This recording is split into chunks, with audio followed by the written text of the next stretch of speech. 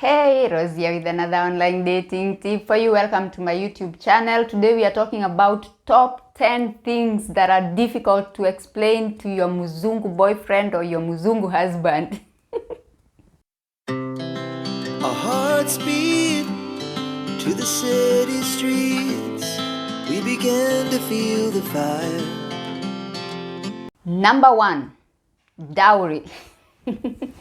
How do you explain to your Mzungu that he has to sort of like bribe your parents in order for the two of you to get blessings from your parents to get married, okay? Or like he has to kind of buy you from them, because to him it sounds like either it sounds like he's buying you or he's bribing your parents to get their blessings. How do you explain that? This is one of the most difficult things to explain to people who are not from your culture, because they're like, no, but I don't want to buy you. Like, I don't want to buy a human being. They feel so guilty because it's to them, this part of your culture is actually going against their culture, especially if they're coming from the US, where it wasn't so long ago people were being sold in the market, you know. So it's very uncomfortable. So it's a very difficult topic to discuss with him. And actually, I think it depends on how you actually approach the issue. There's a way you can approach it and he's gonna be like, nope, I'm not doing that. I'm not doing it. Number 2, chama. How do you explain it to your Mzungu husband that your mother has joined this chama where they have to pay 50,000 Kenya shillings every month, and you're the one who has to pay for your mama's chama? And so now you try to explain, you're like, okay, so they give this amount of money, and then they collect all this money, and then they give to one person, and then the next time they give to the other person. So, but you are the one who is paying for this chama. So now you tell him, and then it will be the time for my mama to collect the chama. And then the Mzungu will be like, no, but you're the one who is being paying, so you're the one who should collect. And then you're like, no, mama is the one who is in the chama. How do you explain that? Harambe. How do you explain the fundraiser in your mother's church? Okay? Or in anybody's church, how do you explain to your Mzungu that somebody has picked up a card and they have put your name and you have to send this money because they have put you on the card as one of the honorable guests, mugeni muheshimiwa, and you're not there. But you've been put there, therefore you have to send I don't know, $200, I don't know, $300, because you are participating in a fundraiser for your friend's church, your mother's church, or somebody's church, okay, this makes sense, like when it's a harambe where somebody like is joining university, so now you are contributing to send this young person to university. That makes sense. But how do you explain about this whole harambe ya kanisa? Especially when you're explaining about harambe ya kanisa to somebody who doesn't believe in God. Or somebody who is, okay, maybe they identify as a Christian, but they don't even go to church. Like the last time they went to church was when they had a christening of his niece, or they had a wedding, or his grandfather's funeral. That was the last time he went to church. How do you explain that? Black tax. How do you explain to your Mzungu that your parents, that in Africa, parents have children as a retirement policy, okay? Like you're the retirement insurance. So how do you explain that you have to keep paying black tax and it never ends? You just keep paying and paying and paying, and it never ends. And every time you like talk about it, your parents will be like, hey, I gave birth to you, I fed you, I clothed you, I educated you, I took you to the hospital when you were sick. How do you explain to your mzungu that there is this debt that you're gonna pay for the rest of your life? Memes. How do you explain to your mzungu the joke on that meme, especially a Kiswahili meme? You know, there are some memes you look and then it's just a joke that only somebody who speaks Swahili can understand, or maybe a Kenyan. Even if it's in English, there is a joke that only a Kenyan would actually understand the joke. So how do you explain memes to your mzungu, like in a way that you'll find it funny, so you guys can share the joke? You know, by the way, if I'm being honest, this is one of the most difficult thing I have to deal with, because I find all these funny memes and I want to share with my husband, and then I am laughing and I'm telling, oh, and then this and this happened, and then he's looking at me like this. So I'm like, it's funny.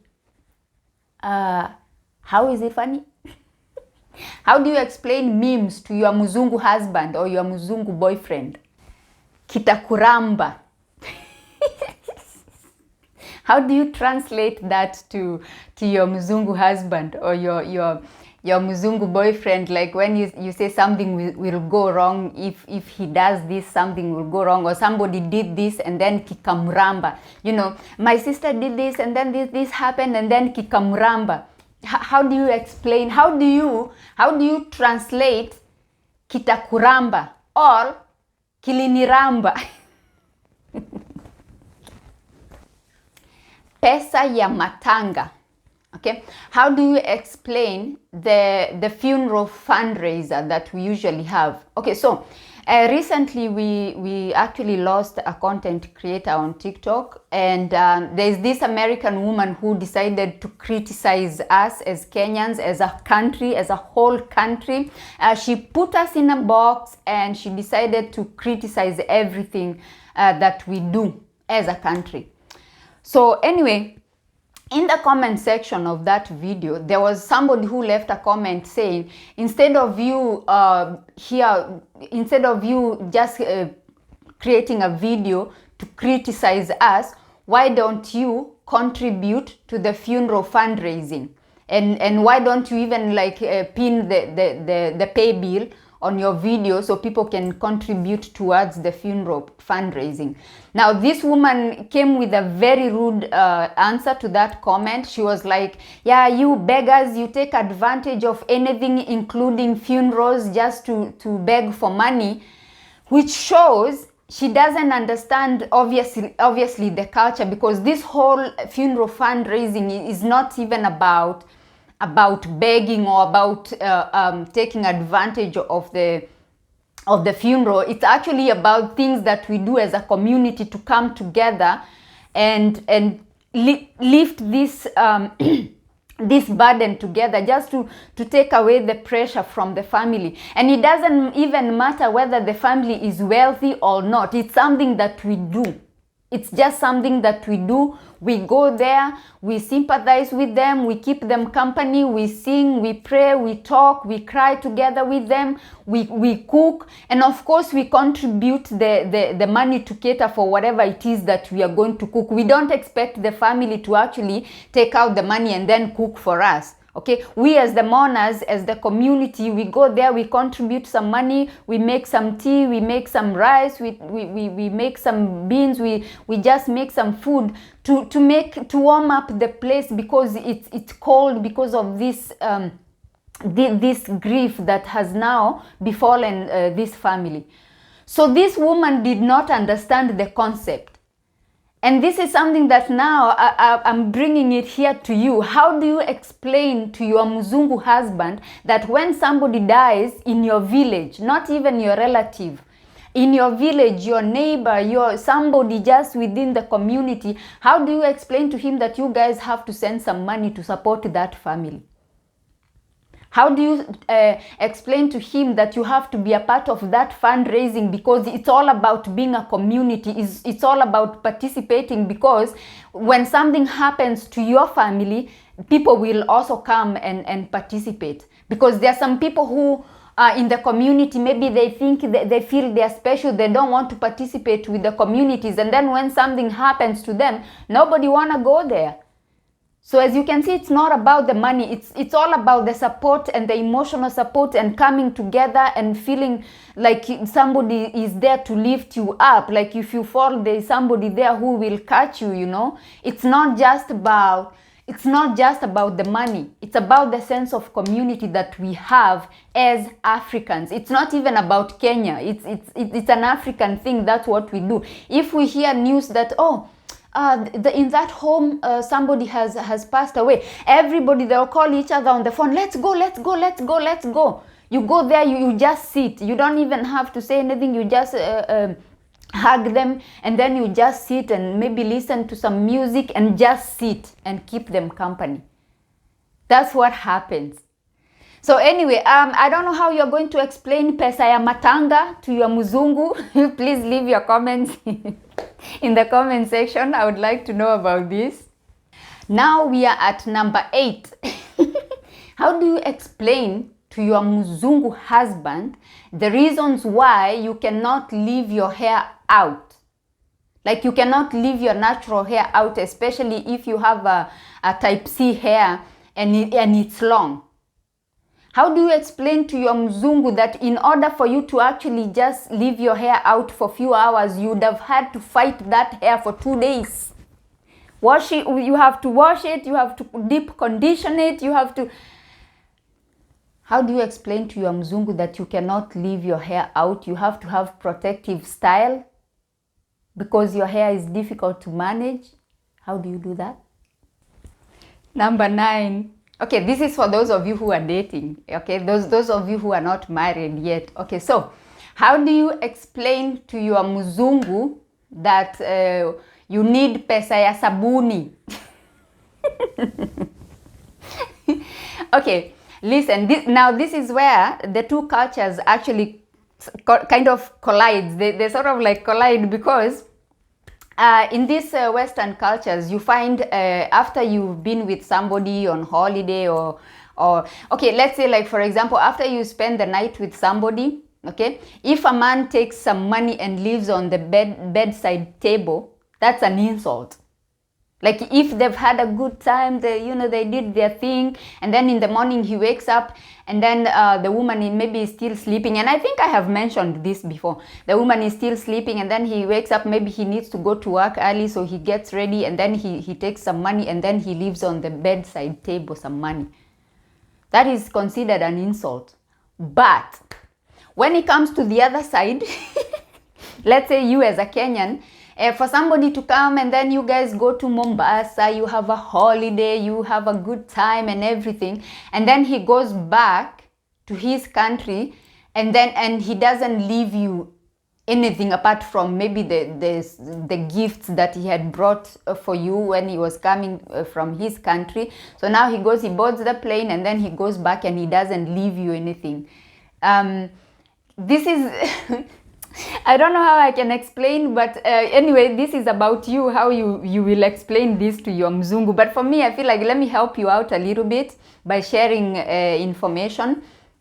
In African culture, if you're an African woman, okay, let's say if you're a Kenyan woman and you're dating a Kenyan man, he knows that he's supposed to be taking care of you. That's how it goes. Okay, like he's supposed to be making sure your hair is done. If you're going to school, he needs to make sure that you have money to pay for your school bus. Or a lot of men actually even pay for their girlfriend's school, like college.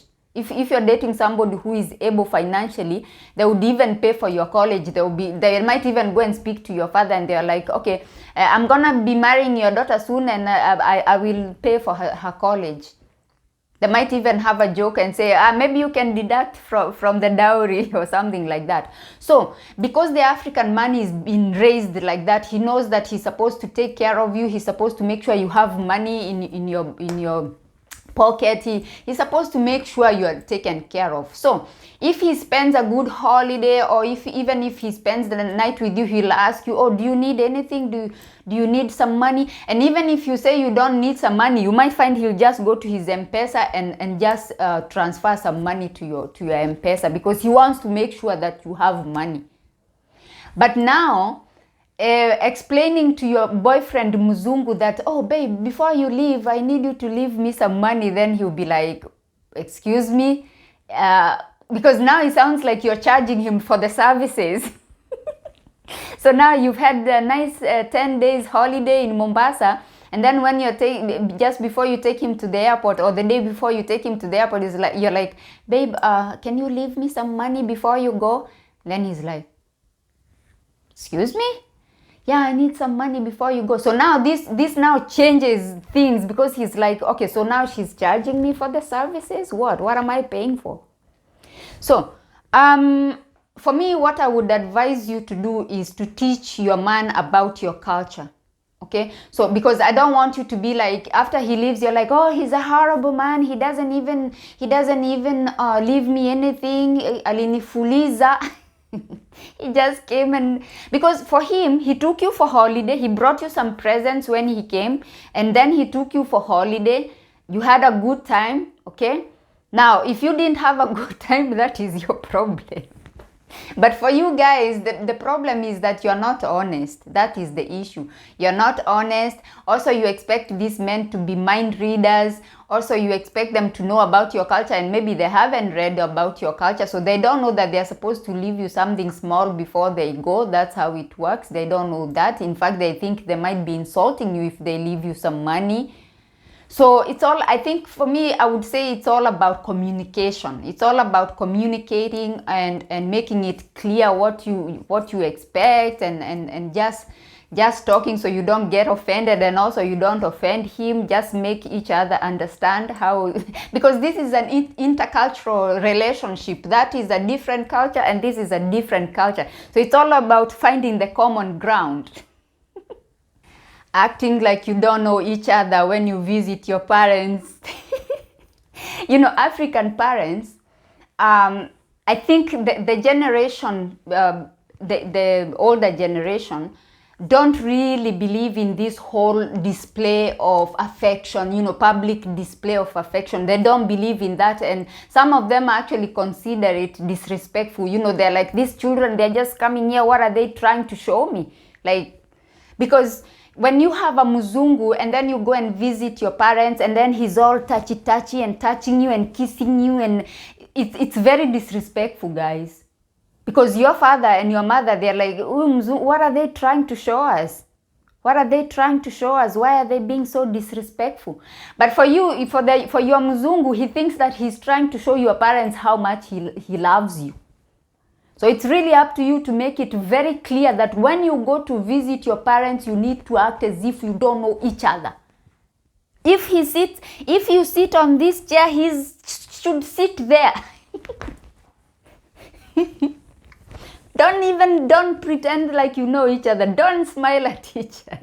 Okay, maybe I'm going to be extreme. But this whole touchy thingy and hugging and kissing and all this in front of your parents and your family, it makes them very uncomfortable. It also makes them feel disrespected. So for you as an African woman, it's really up to you to tell your Mzungu how to conduct himself, and also for him not to be very touchy with the in-laws. You know how it goes. The in-laws, in my language, we have a saying that goes like, the in-laws house is not it's, if I can just explain it, the saying is if translated, is like, the in-laws house is not a place to play around with. Like, you don't play around with your in-laws. So it's up to you to make your Mzungu understand that he cannot be touchy with your mother, he cannot be touchy with your father, not this hugging and kissing and all that, unless unless they initiate, unless your mom, maybe they really like him and they want to make him feel welcome to the family, so your mom might initiate the hug, is, oh, welcome my son, oh yes, then that is okay. But if he goes touching and kissing and hugging people, that will make them feel very uncomfortable. So it's up to you to explain to your mzungu the reasons why you have to act as if you don't know each other when you go to meet your parents. You have to act like strangers in front of your parents. Okay, you have to just act respectful. Just don't, no need for that whole touchy thing. They already know that you guys love each other. Otherwise, you won't be there. Like if you're going to see the parents, that's a big step. So you won't be there unless you really love each other and you're planning to take the other step. And this is why I said in one of my previous videos, don't go introducing every Tom, Dick and Harry to your parents, because this is playing with your parents. You only introduce somebody that you know you're heading somewhere with this person. You're heading towards marriage, basically. So anyway, that's my list of top 10 things that are difficult to explain to your Mzungu husband or your Mzungu boyfriend. Please feel free to leave your comments in the comment section telling me what was the most difficult thing to explain to your Mzungu. I would like to hear that. If you liked this video, please give it a big thumbs up. Please consider subscribing to my YouTube channel. Here we talk about interracial dating, we talk about online dating, and we talk about relocating. My name is Rose. Thank you for coming to my YouTube channel, and I shall see you on my next one. Bye bye for now.